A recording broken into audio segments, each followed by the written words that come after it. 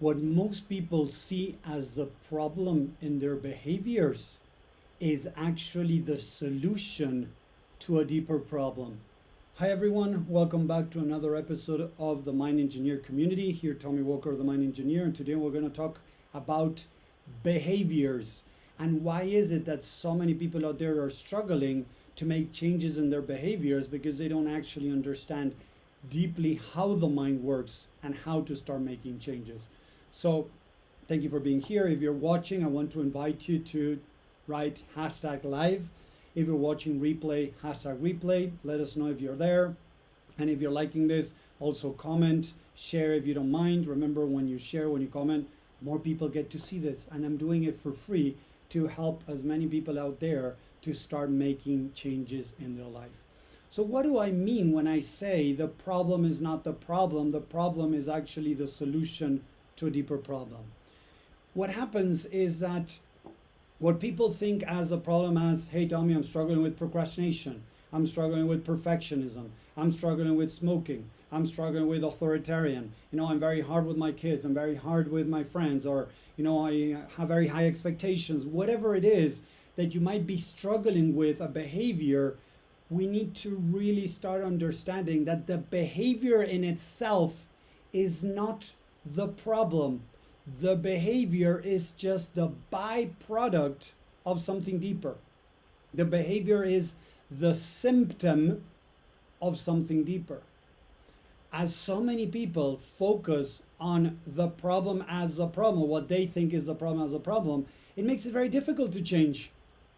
And even the other day, it was funny because I went into ChatGPT and I told ChatGPT, act as a psychologist with 50 years of experience, and knowledge around working with people, mindset and things like that, and helping people, overcome their behaviors, change behaviors, create new behaviors. I ask it, why is it that so many people out there, psychologists, I'm not saying all of them, they're really good psychologists out there, don't get me wrong, but why is it that so many psychologists focus on what's going on today and forward, and they don't go backwards? And I asked ChatGPT, so I invite you to do the same thing. If you have any doubt of what I'm saying, don't trust what I'm saying, you can put it in Perplexity, you can put it in ChatGPT, and you put acting or behaving as a psychologist with 50 years of experience working with people with mindset problems, changing behaviors, things like that. I asked, why is it that so many psychologists focus from here forward? And the answer blew my mind. What it was saying is that to face whatever happened in the past, it is painful and it takes work, right? And time. And as many haven't done their own work, they focus from here forward because as they're not dealing with their own things, they cannot help others deal with their pain too. And I found it mind-blowing because it gave me much more answers too that really made sense on why so many people, so many big names, gurus out there, whatever you want to call them, Tony Robbins, Mel Robbins, all these focus on how to change from here forward. And there's no self-reflection, understanding on why do I have this behavior? Instead of truly asking yourself, why do I have this behavior? They work on, if you're procrastinating, breaking it into small, chunks to be able to take action, setting, an alarm, have an accountability partner, according to Mel Robbins, that do that 5-second rule where you say, oh, I need to do this, and you do it within those 5 seconds before the mind takes over and stops you from doing it. Those are good, don't get me wrong, good ways of dealing with this. But are they the best? I don't think so. Because if I have pain and I'm protecting myself with a behavior from that pain, I don't need to change the behavior.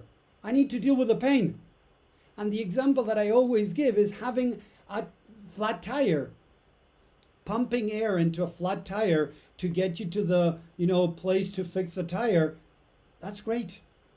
But imagine from now on the rest of your life stopping every 10, 20, 50 miles to pump air again into the tire because you never took the time to go to the root of the problem to fix the tire. Instead, you keep pumping air into the tire and you create better systems to keep, pumping air into the tire while you're moving in the car. Imagine that. Yes, it works. Tommy, it gets me where I want to. Yes, of course. But eventually, maybe that nail makes a bigger hole. Eventually, that hole maybe gets a little bit bigger, and the system that you have in place is not working as you would like to.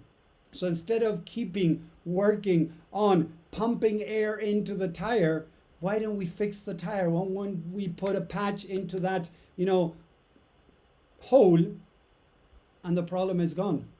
This is the same thing. Instead of creating more coping mechanisms to deal with the behavior that you're having, to force yourself not to do that behavior, whatever that is, understand why that behavior is there.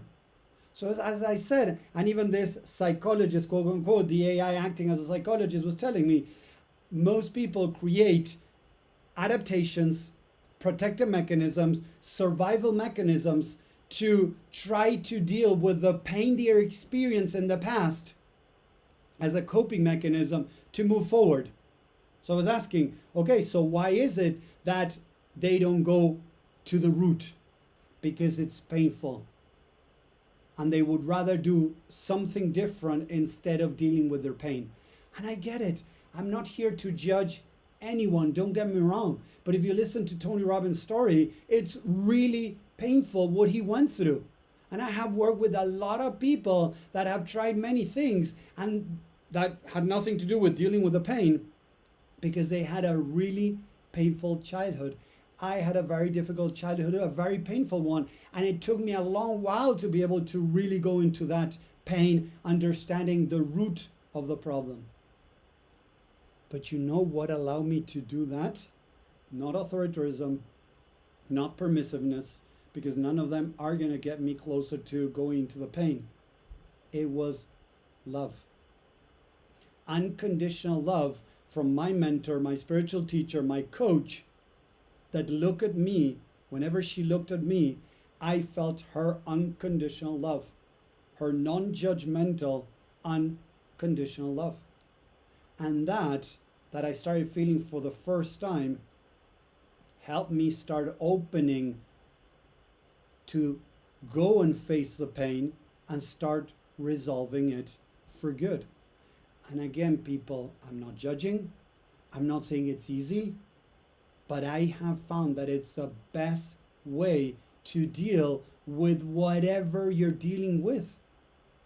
If you're struggling with smoking and you want to quit, if you're struggling with anger management, if you're struggling with drinking, if you're struggling with, workaholic, if you're struggling with perfectionism, imposter syndrome, anything that you're struggling with, as I said at the beginning, that seems the problem, imposter syndrome seems the problem, anxiety seems the problem, that is not the problem. That is the byproduct. In most cases is the symptom, and in many cases also is the solution to a deeper problem. So look at this. If I beat myself each time things don't go as expected, how can the mind protect me from being hard on myself and bringing all that pain up to the surface, right? When things don't go the way I expected. So imagine that I need to, file my taxes. I need to present something for work. I need to create a lecture. I need to do something, and suddenly it doesn't go well. I screw up. I do something wrong. What do I tend to do at that moment? I tend to start beating myself up. When I start beating myself up, I'm going to create pain. When I create pain, the mind is going to try to create something to protect me from that pain from happening again. So you know what it does? It creates procrastination. Procrastination, postponing, is the solution to the beating of yourself up. The problem is the beating of you, not the procrastination. Procrastination came up as a protective mechanism so you don't beat yourself up as hard as you do when things don't go your way. Yes, that's how the mind works. If I'm procrastinating, procrastination is trying to protect me from some deeper pain. And people tell me, but Tommy, it makes no sense, because if I don't take action, I'm also beating myself up. And they have a really valid, thing to say about this. It sounds very interesting that they're saying that. But let me ask you this. What do you think is worse? Please think about this. What do you think is worse? The beating you give yourself for being stuck, or the beating you give yourself when you tried, it didn't go your way, and it made you feel like a failure or not good enough? What is worse? Trying and quote unquote confirming, quote unquote, I'm not saying it's true, but it's a false belief that it can look like the truth, quote unquote confirming that you're not good enough, confirming that you're not, that you're a failure. What is more painful? Put it in the chat, please. What do you think is more painful? Is it more painful to not do and beat yourself up for not doing, or trying to do and suddenly not getting the results that you want, screwing up and feeling like a failure because you tried and you confirm, quote unquote, that you're a failure? What do you think is more painful? Put it in the chat, please. What do you think? I know the answer. I know the answer because I was there and I have worked with thousands of people around the world that experience the same thing. So the truth is, it's worst for the mind to confirm that I'm not good enough, that I'm a failure, than staying stuck where you are. So when we understand that, it makes it easier to try to stop beating ourselves up for being stuck, and instead use that energy to try to understand why. Again, instead of focusing on the problem as a problem, understanding that that is the solution to a deeper problem. So let's explore what is the actual problem. As the mind doesn't want to go into the mind, into the subconscious mind, to maybe confirm, quote unquote, these negative, limiting, and false beliefs, because the mind cannot distinguish between what's true or false. For the mind, those beliefs are true, and it's trying to protect you from hitting them and feeling more pain. It's going to do everything in its power to distract you from facing the pain. This is another thing that the AI responded when I was talking to this quote unquote psychologist, right? That the mind is going to protect you as much as it can from pain. So it's going to create mechanism, it's going to create behaviors to move away from the pain. That could be even healthy things. Meditation. I feel down, I feel sad, so I'm going to meditate to try to feel good. But wait, meditate if you want, but meditate on the pain. Don't meditate to try to connect with higher self, with God, to feel better. Meditate on why you're feeling sad, why you're feeling the way that you're feeling, why you're doing the behaviors that you're doing. Because again, whatever you do to move away from the pain could be an addiction. Even if it's something healthy like, going for a run, going to the gym, going to meditate, dancing, whatever it is. Hey, how are you? We have Jania over here, Pamela and Richard also. Thank you guys for stopping by. So it's important to understand that no matter what we do that moves us away from the pain is a protective mechanism, and it could be an addiction. Because a lot of people tell me, but Tommy, when I'm feeling sad, I go meditate and I feel better. Okay, but were you able to really understand why you were feeling sad? Why you were feeling the way that you're feeling? Because most problems that people are struggling with has to do with not dealing with their emotions. If we look at anxiety, if we look at stress, if we look at burnout, if we look at PTSD, complex PTSD, it doesn't matter the variations, OCD, whatever it is, that is the symptom of something deeper. The problem is not PTSD. The problem is not the anxiety attacks. The problem is not the OCD. That is the solution to a deeper problem. I was working with somebody that they were having panic attacks. And when I started explaining to her why they come, these panic attacks, that it has to do with these high expectations from ourselves, feeling trapped, feeling that I have nowhere to go, trying to accomplish big things, but feeling trapped, not taking actions in my life, not be able to listen to myself. As I don't deal with those emotions that are coming up, the narratives that I have in there, something blows up. And this person, the anxiety attacks were the byproduct of what was going on inside of her, but she wasn't really dealing with. I have worked with a lot of people with anxiety attacks, PTSD, complex PTSD.